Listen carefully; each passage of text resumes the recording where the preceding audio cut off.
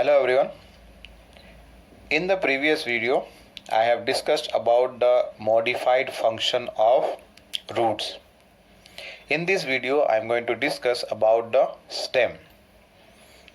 If you remember, I had discussed about embryo in the first video of this chapter or for this chapter. At that time, I had discussed about the embryo. That is, let us say here that this is a dicot seed. What happens during germination? The radical emerges out first to form the root, and then the other end of the embryo, this is the lower end, the upper end is called as plumule. In between this radical and plumule lies the point of contact of embryo with the cotyledon, and then also apicotyl and hypocotyl is located. If you remember, I had discussed about if suppose that hypocotyl, which is present in between the radical and the point of contact, if this elongates or the cell divides faster, as a result of that it elongates and the seed is pushed outside the ground surface during germination. And if suppose that apicotyl, that is located between the point of contact and the plumule, if this part elongates earlier, then what happens, the seed is left behind inside the soil and the shoot is going to emerge out of the ground. That means the stem is going to develop from where? The plumule part. The root I had discussed earlier that develop from the radical, and here the topic that I am discussing now is about the stem, that the stem develops from the plumule. As the stem develops from the plumule and then it emerges out of the ground surface, means what? It is going or moving into the air. So that means the stem is the aerial part.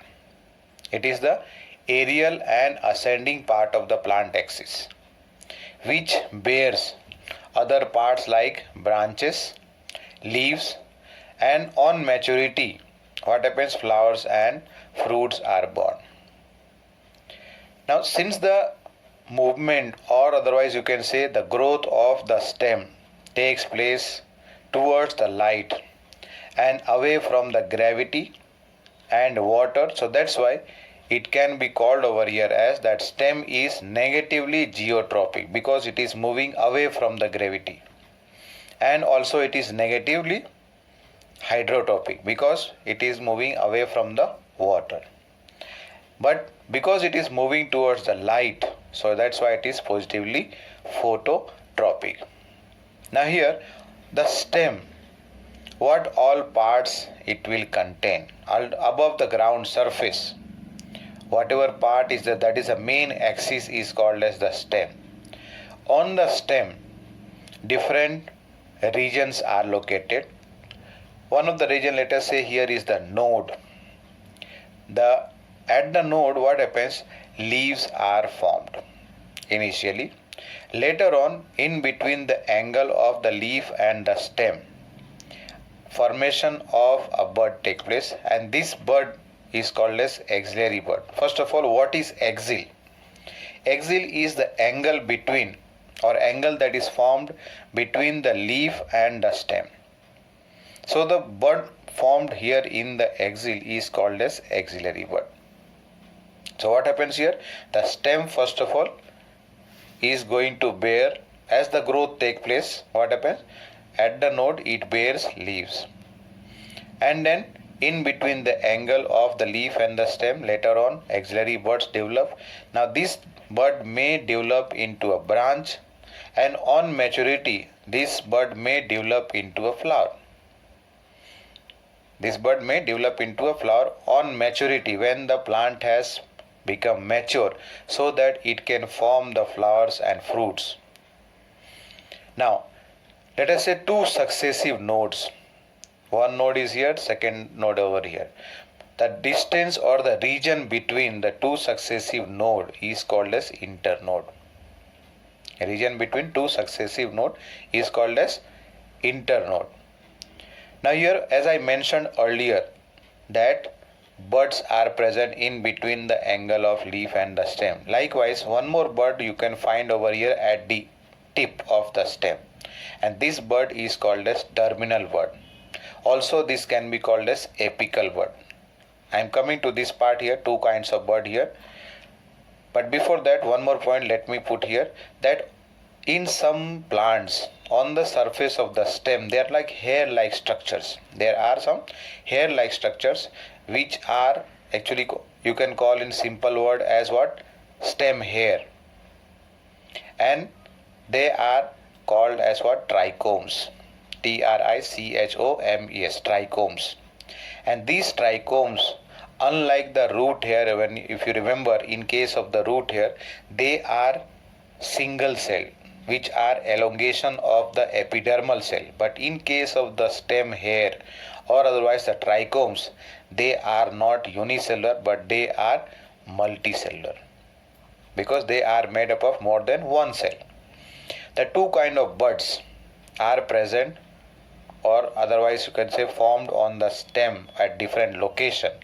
One of them is formed at the tip over here. So this bud is called as, either you call it terminal or apical bud. And this apical or terminal bud is responsible for elongation of the stem.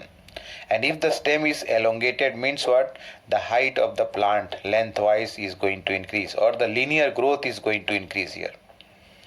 Another bud is the axillary bud, which is also called as lateral bud. And this lateral bud may give rise to a branch, or otherwise it may also develop into a flower later on maturity of the plant. In case of the young stem here, in the beginning, that is initially when it is young, it is green in color, because green colored pigment is present here, chlorophyll is present, which also takes part in the preparation or photosynthesis, preparation of food, that is called as photosynthesis. But slowly when it becomes older, the color changes from green to dark brown, and also the thickness of stem goes on increasing. That means what? The stem becomes thicker and harder. That means it becomes woody. W-O-O-D-Y, I am talking woody. That means what? That on the stem, whatever organs are formed laterally on the sides, you can say, because the stem is going to grow towards the upper direction straight, and the branches or the leaves that are formed here laterally, they are actually originating from the cortical region. Now what is cortical region? You will study little later. That is, outermost layer of the stem is the epidermis, and inner to epidermis is the cortex. When we discuss about the anatomy of plant or anatomy of flowering plant, at that time cortex will come. We will learn at that time. Now in case of mature plant, the stems, they bear branches, and later on they also bear what? Flowers and fruit. I have discussed this earlier also. Now coming to the function, two different kind of function, like I had discussed in case of the roots, normal function and modified function. Similarly here, function of the stem, normal function I am talking here, that is, first of all, because just now I mentioned about the growth of or the formation of different organ like leaves, branches, flowers and fruits. So that means what? All these organs are arranged. All these organs are arranged over here in a proper way. So that what happens? All the organs, let us say here mainly the leaves, that needs to be exposed to the sunlight, so that when the sunlight is available to the leaves will be able to absorb the energy, and they will be able to convert the solar energy into chemical energy. So that's why here, first point, to arrange the leaves in such a way that they are exposed to obtain sufficient sunlight. Second one is because see, the stem is elongated from the or connected to the root. So whatever water and mineral salts are absorbed by the roots, that will be transported in the upward direction to the leaves and branches through the stem only. And likewise, whatever food is synthesized by the leaves, that food is going to be transported downward to the roots also, because roots cannot prepare its own food, so they depend on the leaves here. So that food has to be transported down through the stem. So that is the second point here, conduction of water and mineral salts, conduction of water and minerals from roots towards the leaves. And then also food synthesized from the leaves to other organs of the plant. In that, roots are also included. The stem also is included. And the last over here, third point is what? To arrange and support branches so that they can bear leaves, flowers and fruits.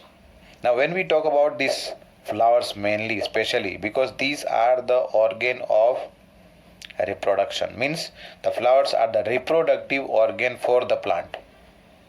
So these flowers should be exposed or placed properly so that it is easy for them to carry out the process of pollination, that is the transfer of pollen grain, and then later on they can take care of the fertilization process, which is going to lead to the formation of fruits, and inside the fruit formation of seed has to take place. Now coming to the modified function of the stem, that is the modification of stem. Now this can be classified into three different ways. That is, the modification of stem can be discussed or classified into three types. The first one is about underground stem modification. Underground stem modification. Then we will come to the second one, subaerial, and the third one as aerial stem modification.